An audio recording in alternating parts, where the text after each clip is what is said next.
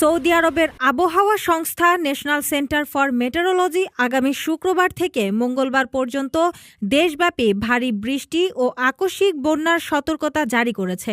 বিশেষ করে পাহাড়ি ও উপত্যকা অঞ্চলগুলো ঝুঁকিপূর্ণ হিসেবে চিহ্নিত হয়েছে।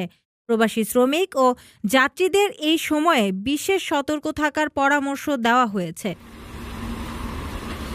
ন্যাশনাল সেন্টার ফর মেটেরোলজি জানিয়েছে, মক্কা, জেদ্দা, মদিনা, টাবুক, আল জৌফ, হাইল, আল কাসিম, রিয়াদ, পূর্বাঞ্চল, আল বাহা, আসির ও জাজান অঞ্চলে ভারী বৃষ্টি হতে পারে। কিছু এলাকায় জলাবদ্ধতার কারণে যানবাহনের চলাচলে বিঘ্ন ঘটতে পারে। প্রবাসীদের জন্য জরুরি সতর্কতা: ঝুঁকিপূর্ণ এলাকা এড়িয়ে চলা, অপ্রয়োজনীয় ভ্রমণ স্থগিত রাখা এবং আবহাওয়ার নিয়মিত আপডেট দেখা।